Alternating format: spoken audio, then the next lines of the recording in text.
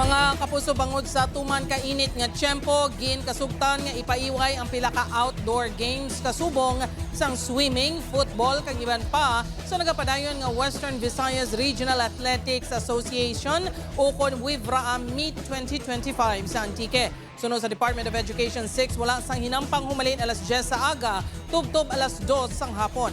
Ginapangitaan man sa pamaagi nga isaylo sa indoor venues ang iban nga sporting activities. May naka-standby nga medics kag DRRM personnel sa nagalain-lain nga venues. Sa ulihing nga monitoring, wala sang nalipong o kung naglain ng pamatyag ng mga atleta bangod sa init.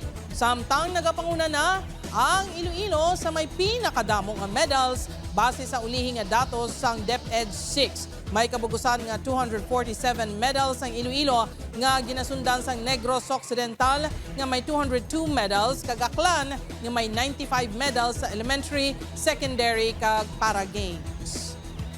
We are really protecting them.